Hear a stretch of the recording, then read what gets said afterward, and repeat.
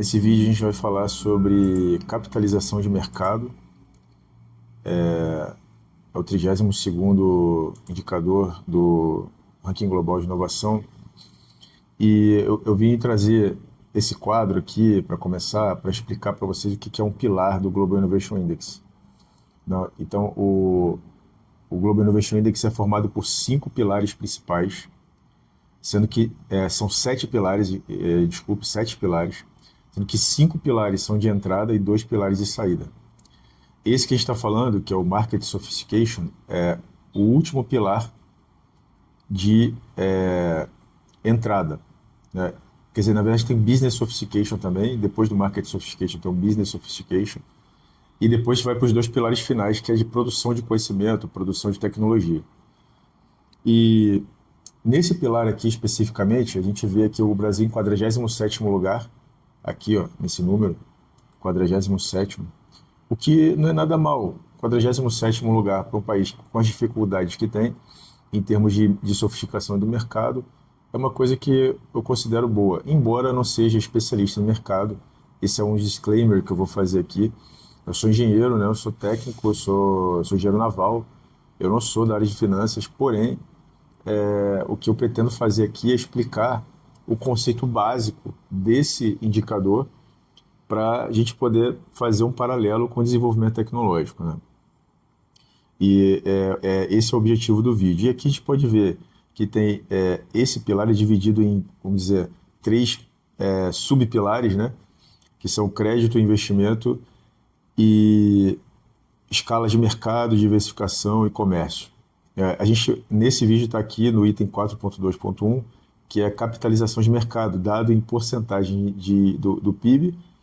O Brasil hoje está com 52% de capitalização do mercado, o que em relação ao primeiro colocado é absolutamente irrisório, é quase nada, né? Mas estamos aqui em 36º lugar, que não é nada mal, entre 133 países, a gente não pode reclamar, né? Dá para melhorar? Claro que dá, mas tem uma série de fatores que a gente vai falar aqui. Então, esse indicador é o 32º do Global Innovation Index, 32 de 78. A gente vai falar sobre, na verdade, esse indicador é a média do valor de mercado das empresas listadas na Bolsa de Valores do país. Quais são os melhores países? Na verdade, o melhor país, né? Nesse quesito, como está o resultado do Brasil. E é isso, basicamente esse aqui é nosso objetivo. Então, a evolução do indicador no Brasil, a gente vê aqui no lado esquerdo, como sempre, né? Nossa tendência de crescimento ou redução no resultado. A gente vem aqui com uma tendência de melhoria no ranking, né? Nossa melhor posição até hoje foi em 2023, no 30º lugar, em termos de sofisticação de mercado. Veio melhorando a partir de 2017 constantemente, né? E a gente viu aí de 23 para 24 uma leve piora, né? Porque aconteceu essa queda aqui na capitalização das empresas de 2023 para 2024, de acordo com o ranking, né? Obviamente. Nosso pior resultado aqui foi em 2017, possivelmente resultado do problema que tivemos em 2015 e 2016, e gerou essa, vamos dizer, deve ter gerado essa fuga de capital, porque como a gente vai ver, o mercado brasileiro é muito influenciado por estrangeiros, e esses estrangeiros saíram do Brasil para procurar um lugar mais seguro para investir. Isso pode ter influenciado aí nesse resultado, né, negativo. Mas o fato é que hoje o Brasil, na média, ele está tendendo a melhorar na questão da capitalização de mercado, né? Quer dizer, as empresas tendem a ganhar mais valor de mercado com o tempo. A capitalização de mercado no Brasil tem algumas características. A primeira delas é a concentração em poucos setores. Como eu já venho falando aqui há algum tempo, é uma opinião que eu tenho já faz algum tempo, a gente vive em 3 bolhas, né? A bolha do óleo e gás, a bolha da mineração e a bolha da agricultura, né? Da produção agrícola. Basicamente, o nosso país, A maior parte das atividades do nosso país são voltadas para essas três áreas industriais, para exportação basicamente de commodities, né? Como todo mundo sabe, né? Então, quando alguma coisa acontece em uma dessas três áreas, a gente é logo impactado, né? Alguma coisa na área de mineração, alguma coisa na área de óleo e gás, subiu, desceu o preço do petróleo, pronto, já começa a alterar a nossa economia aqui. E assim também a questão agrícola. A questão agrícola menos, porque eu diria que é algo mais estável, né? O mundo depende da produção agrícola brasileira. E isso facilita para a gente para ter uma certa estabilidade. Mas não deixa de ser uma bolha, porque a economia gira muito em torno disso. E aqui também tem a questão dos bancos, né? Porque o, o, o, a- o setor bancário também é importante para o Brasil, porque movimenta a maior parte representa a maior parte da capitalização de mercado no Brasil. Se você lista as empresas da Bolsa, essas empresas ligadas à área financeira, elas têm um peso muito grande nessa conta final. E o resultado disso é que fica muito concentrado, então o Brasil fica muito exposto a oscilações. Por isso que a gente vê um sobe e desce muito constante aí na Bolsa de Valores, né? O outro fator é a influência macroeconômica. Por exemplo, a alta taxa de juros tende a descapitalizar a empresa porque a pessoa, ao invés de colocar o dinheiro na bolsa, vai colocar o dinheiro na renda fixa. Então, assim, é óbvio, né? Você tem um dinheiro, você vai colocar na renda fixa porque os juros é alto, é melhor do que você correr risco na bolsa. E a participação de investidores estrangeiros também, assim, o dinheiro estrangeiro representa uma boa parte do que a gente tem em termos de capitalização de mercado. E qualquer sinalização, o risco Brasil, qualquer coisa relacionada ao governo, à governança, a confiança dos investidores no governo, seja ele qual for, do lado A ou do lado B, vai gerar o quê?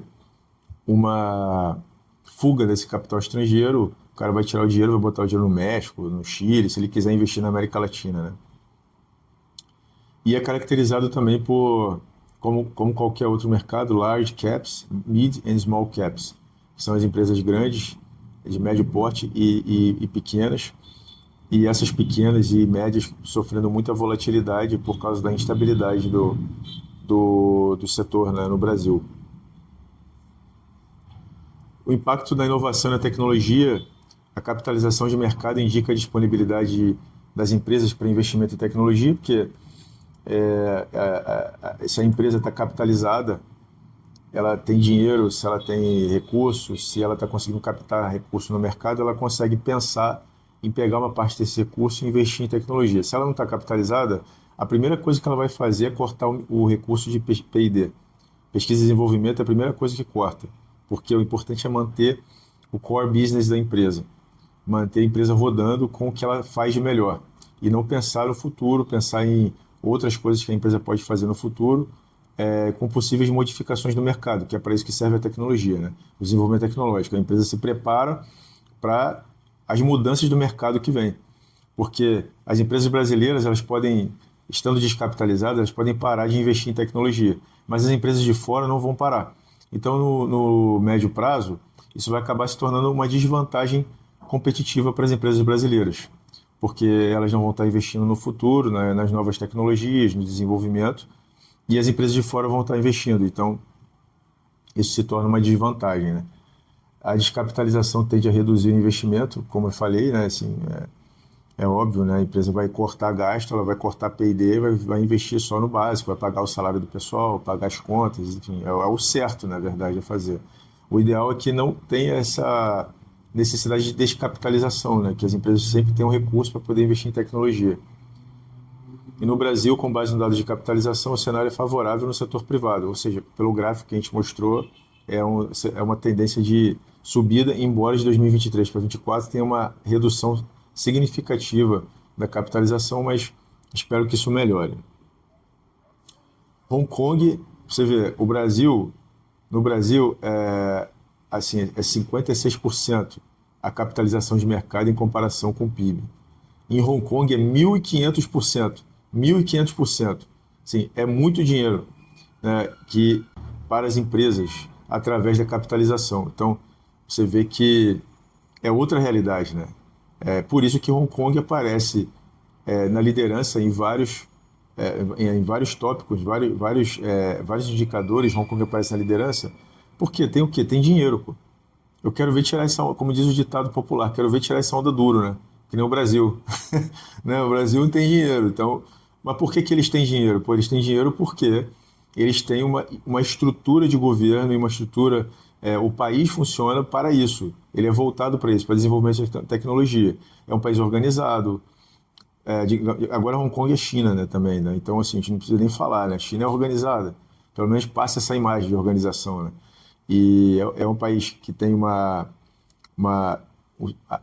do ponto de vista institucional, ele é muito robusto e muito estável, né? Então, as empresas vão para lá porque sabem que não vai ter nenhuma oscilação, não vai ter nenhuma confusão, né? Não fica se metendo em confusão aí internacional com esses países, Rússia, Estados Unidos. Eles estão fazendo o negócio deles, querem ganhar dinheiro.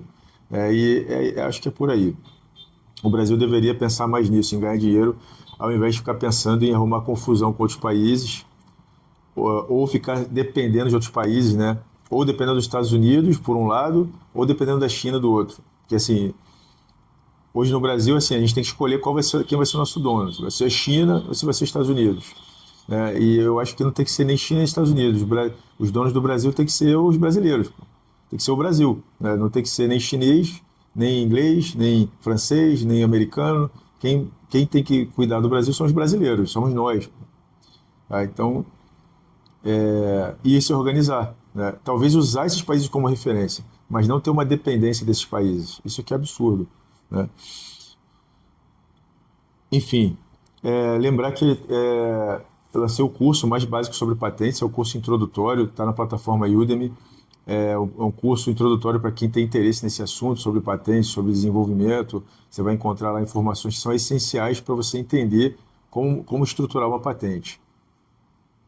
Eu quero te agradecer por ter chegado até aqui, pedir para você compartilhar esse vídeo, pedir para você curtir, pedir para você comentar aqui o que você achou do conteúdo e te vejo na próxima.